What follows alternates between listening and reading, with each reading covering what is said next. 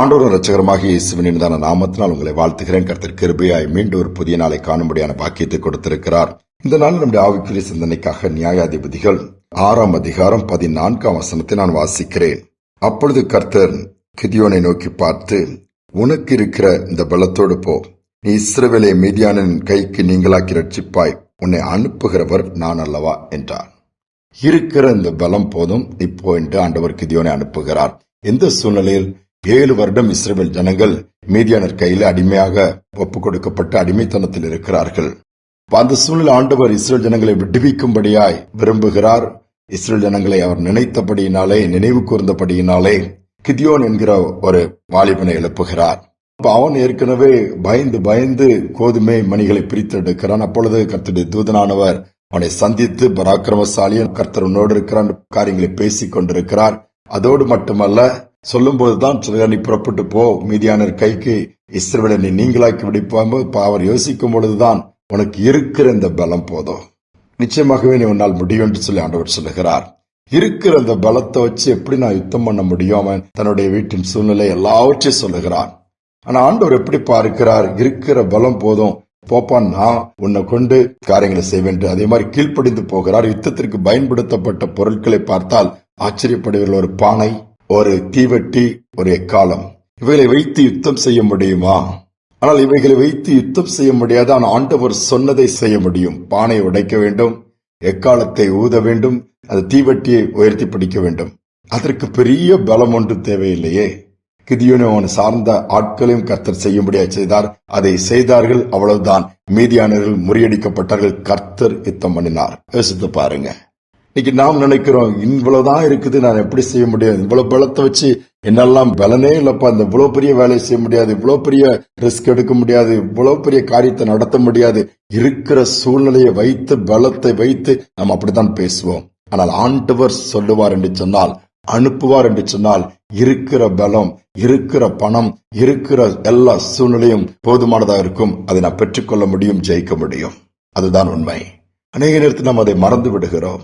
நம்முடைய பலம் குறைவானதுதான். ஆனால் ஆண்டவர் நம்மோடு கூட இருப்பார் சொன்னா, அது எல்லாவற்றுக்கும் மேலான ஒரு உன்னத பலம் நமக்கு வந்துவிடும். அல்லது உன்னதமான தேவன் காரியங்களை நடத்த ஆரம்பித்து விடுவார். நிறைய ஐலாண்ட், தீவுகள் நிறைந்த ஒரு கடல் பகுதி. அதிலே ஒரு தீவிலிருந்து இன்னொரு தீவுக்கு போகும்படியா ஒரு மனிதனுக்கு ஒரு வேலை இருந்தது. யாராவது துணைக்கு வருவாங்களான்னு சொல்லி கேட்டா யாரும் வரமாட்டேன்னு சொல்லிட்டாங்க. படகு மூலமா தண்டு வலித்து தான் போக வேண்டும். இவர் ஆண்டவருக்கு பயந்த மனிதன்.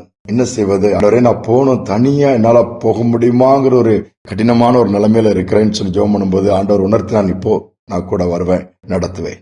உடனே தன்னுடைய கட்டுமரத்தை, அந்த படகு மாதிரி இருக்கிறத எடுத்துக்கொண்டு கடலிலே வைத்து அந்த ஐலாண்டை நோக்கி புறப்பட ஆரம்பித்தார். என்ன ஆச்சரியம்! ஒரு துடுப்பு போட்டு முயற்சி எடுக்கும் பொழுதே ஒரு காற்றை ஆண்டவர் வீசப்படினாராம். அது அழகாக தள்ளிக்கொண்டு அந்த ஐலாண்ட்ல கொண்டு விட்டுருச்சு. இவர் சீக்கிரமா போய் சேர்ந்துட்டார். இவருக்கே பெரிய ஆச்சரியமா இருந்தாங்க. போனார், தனது வேலையெல்லாம் முடிச்சுட்டு ஆண்டவர் நன்றி செலுத்திட்டு ஆண்டவர் திருப்பி பேக் டு ஹோம், என்னுடைய வீட்டுக்கு நான் போனோம். ஜெபம் அதில் உட்கார்ந்து திருப்பி அந்த துடுப்பை போட ஆரம்பித்த உடனே காற்று திரும்ப வேறு திசையாக இவர் போக வேண்டிய ஐலாண்டுக்கு நோக்கி அடிக்க ஆரம்பித்ததா. இப்பவும் எளிதாக அவர் போய் சேர்ந்து விட்டார். தன் பலத்தினால் முடியும்னா அது முடியவே முடியாதுதான். ஆனால் ஆண்டவர் பாருங்க, அழகா அவருக்கு ஆதரவாய், உதவியாய், ஒத்தாசையா ஒரு காற்றை அனுப்பினார். நம்ம ஆண்டவர் எவ்வளவு பெரியவர்! நம்முடைய விசுவாசத்துல ரொம்ப குறைந்து போயிருக்கிறோம். கிதியோனை பார்த்து, உனக்கு இருக்கிற இந்த பலம் போதும் பா, நீ போ, மீதியானரை நீ முறியடிப்பாய். ஆண்டவர் உதவி செய்ய, ஆண்டவர் யுத்தம் பண்ண, ஆண்டவர் வழக்காட, ஆண்டவர் துணை நிற்க நமக்கு காத்துட்டு இருக்கிறாரு. நமக்காக தான் தன்னுடைய ஒரே குமாரனாக இயேசுவை கொடுத்தாரே. அவர் நமக்காக ஜீவனை விட்டு மரித்து அடக்கம் பண்ணப்பட்டு உயிர் தெழுந்து இன்றும் நமக்காக பரிந்து பேசிக் கொண்டிருக்கிறார். நம்மோடு கூட இருப்பென்று வாக்கு கொடுத்திருக்கிறார். ஏன் சோர்ந்து போறீங்க? நம்முடைய பார்வை சற்று மாற்றிக்கொள்வோம்.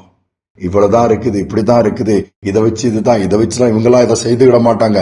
அந்த நிலைமையெல்லாம் மாற்றி கர்த்தர் கூட இருப்பாரானால், கர்த்தர் அனுப்புவார் என்று சொன்னால், இருக்கிறது போதும், முடியாததை கூட அந்த இடத்திலே முடியும்படியாக பாக்கியத்தை கொடுத்து விடுவார். ஜெபிப்போம். அன்பின் பரலோக தகப்பனே, புதிய நாளை கொடுத்திருக்கேன். அநேக நேரம் எங்களுடைய சூழ்நிலையை பார்க்கிறோம், எங்கள் பலவீனங்களை பார்க்கிறோம், எங்களுடைய ஸ்ட்ரென்த்தை பார்க்கிறோம், எங்களுக்கு இருக்கிற ஆதரவை பார்க்கிறோம். எப்படி இருக்கு, அப்படி இருக்குன்ற அப்படி அல்ல.